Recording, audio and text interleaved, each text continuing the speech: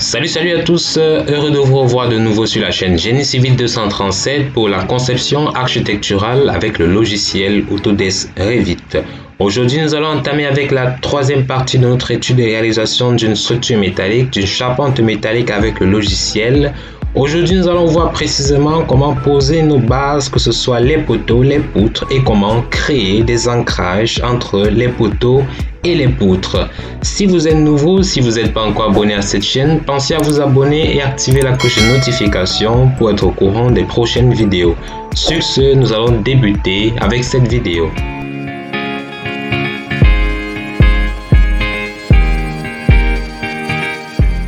Ok, comme vous pouvez le constater par rapport à la vidéo 2 où nous avons juste posé les semelles, nous avons eu à poser les semelles. Par rapport à cette vidéo, vous voyez quelques modifications. Donc, nous avons décidé de poser un socle sur lequel va reposer le bâtiment. Nous avons augmenté les semelles d'une section de, au lieu de 1 mètre, nous avons mis les sections à 1,50 carré. Ensuite, nous avons augmenté l'épaisseur de nos poteaux. Nous avons mis des poteaux de section de 0,5 par 0,5.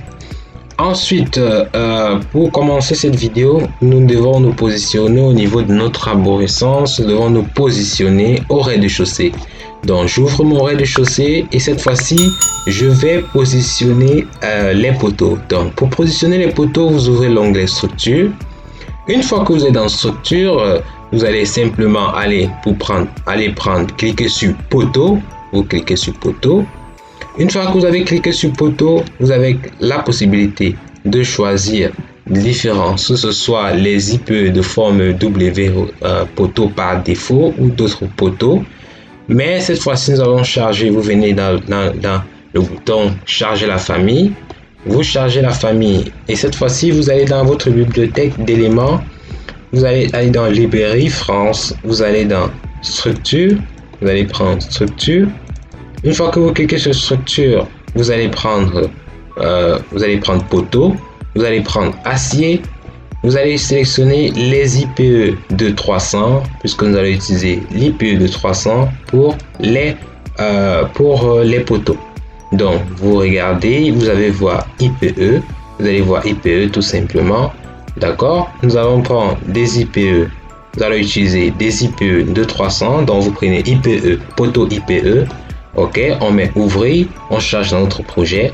Dans la liste qui suit, vous avez spécification des types d'IPE qu'on peut retrouver, d'IPE de 200, 270, 240 par exemple. Vous allez prendre IPE de 300 directement, vous cliquez sur OK. Alors, le logiciel va charger automatiquement l'IPE de 300 dans votre projet. Vous voyez, directement, il apparaît ainsi. Une fois que vous êtes dans votre projet et que vous avez chargé l'IPE de 300, il ne vous reste plus qu'à positionner l'IPE au rez-de-chaussée au niveau de votre semelle. Donc, vous positionnez tous les IPE. Ok, nous allons positionner les IPE. Bon, nous n'allons pas positionner les IPE à ce niveau. Ici, nous allons positionner les IPE de 140. Donc, on va positionner les IPE tout bord, comme ceci. Toujours dans l'axe par rapport à notre tracé, dans l'axe de la semelle. Ok, donc on positionne tous nos IPE de 300 comme ceci. Ok, une fois que c'est positionné, nous revenons dans l'arborescence, nous ouvrons la 3D de notre projet. Vous voyez que les IPE ne sont pas positionnés normalement puisque j'ai pas paramétré la hauteur. Donc je vais cliquer sur mes IPE, je vais faire sélectionner toutes les occurrences visibles. Une fois que j'ai sélectionné toutes les occurrences visibles, je me positionne dans les propriétés du projet, base de l'élément, rez-de-chaussée, niveau supérieur, je vais prendre le niveau 2 comme la hauteur de mes éléments. Quand je reviens au niveau de l'élévation, je me rends compte que le niveau 3 c'est mon niveau fini. Donc je vais revenir au niveau de ma 3D, je vais changer, je vais prendre niveau 3 comme niveau de fin de mes poteaux. Ok, une fois que c'est fait, je vais maintenant charger les IPE de 140 à ce niveau. Donc je me positionne toujours au niveau du rez-de-chaussée, je vais prendre poteau. Cette fois-ci les IPE de j'ai des poteaux des IPE de 300, je vais modifier les propriétés. D'accord? Donc, je préfère charger encore l'élément. Donc, je vais prendre IPE, poteau IPE. OK. Là, je vais prendre IPE de 140. Donc, je cherche IPE de 140. Je valide. OK. Maintenant, une fois que j'ai pris les IPE de 140, je vais positionner mes IPE de 140 au niveau de mes poteaux, au niveau de mes semelles. Bien sûr, je n'ai pas eu à préciser le niveau, la hauteur ici, mais c'est pas un problème, on va parler ça. Ensuite, je reviens toujours en 3D et puis je sélectionne mes poteaux, toutes les occurrences apparaissant dans l'ensemble de la vue, et puis je vais modifier la base rez-de-chaussée. OK, le niveau supérieur, le niveau 3. OK, une fois que c'est fait, j'ai déjà tous mes poteaux, mes IPE de 300 et de 140 qui sont bien fixés à mes semelles. Ensuite, ce que je vais faire, je vais créer un ancrage entre mes IPE et mes semelles. L'opération est très simple. Vous venez dans structure, soit vous pouvez être dans structure, vous prenez assemblage.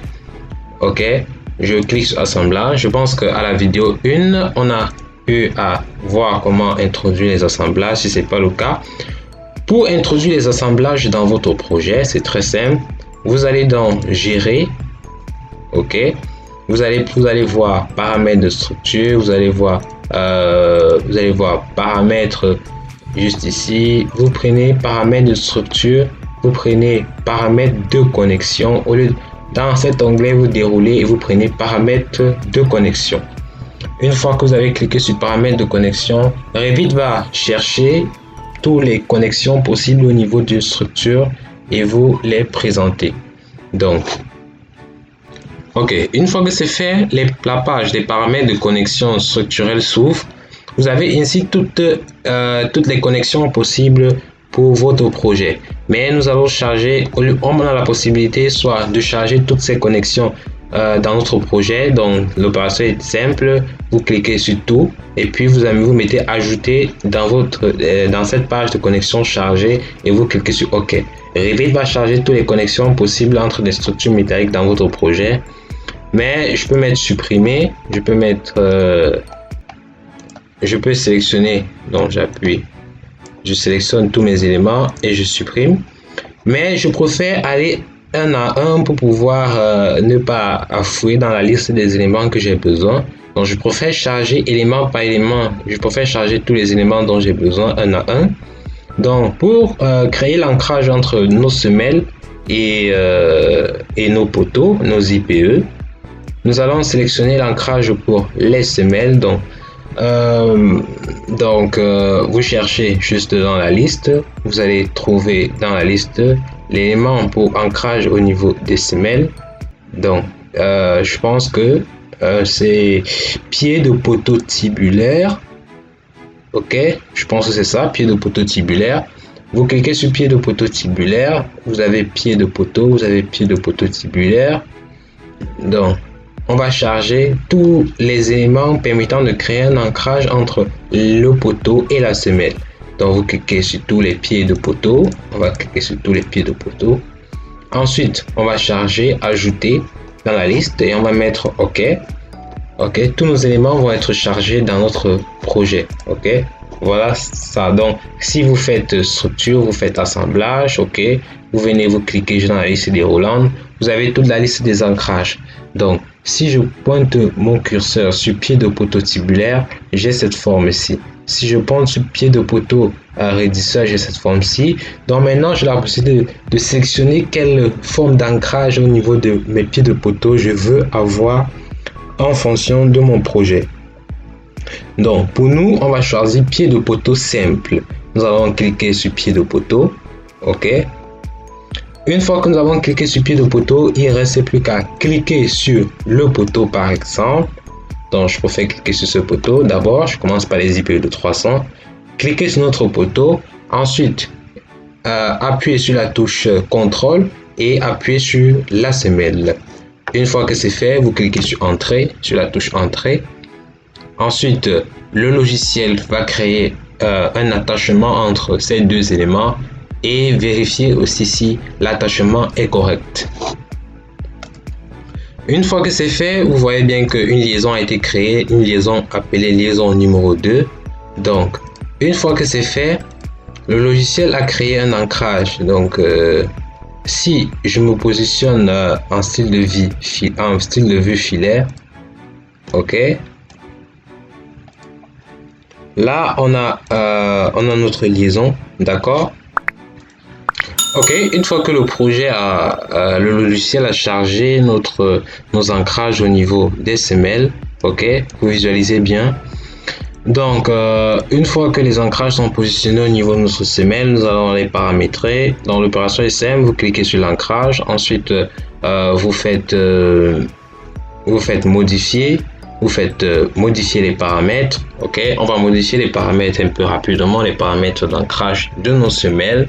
Donc, une fois que le logiciel a chargé les paramètres, les propriétés au niveau de notre ancrage, ok.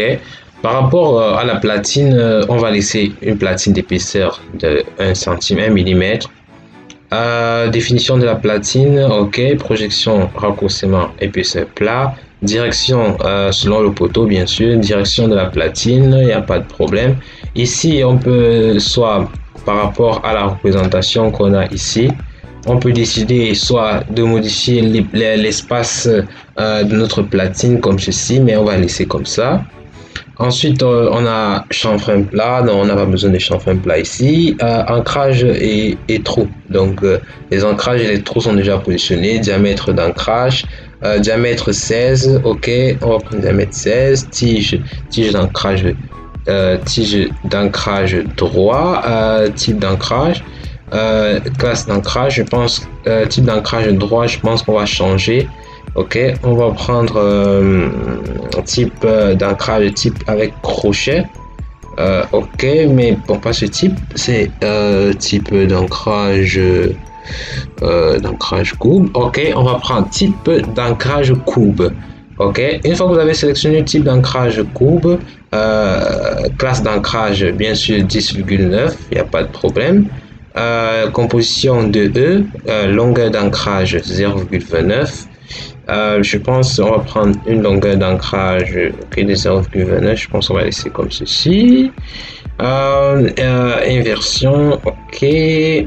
Automatique, tolérance des trous automatique, trous, on va laisser comme ça.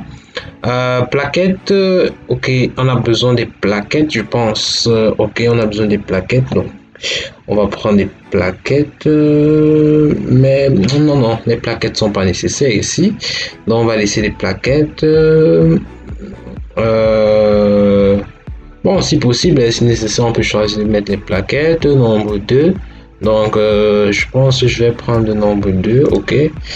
Ancrage parallèle, ok. Soudure, on n'a pas besoin de soudure ici. Trop, pas tellement, non, on n'a pas besoin.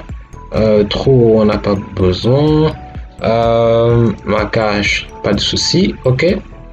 Une fois que c'est fait, on valide, ok.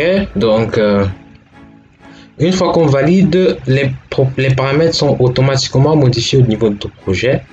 Maintenant, ce qu'on va faire, on va faire cette opération sur toutes nos semelles. Donc, je vais un peu accélérer la vidéo pour que ça soit plus rapide.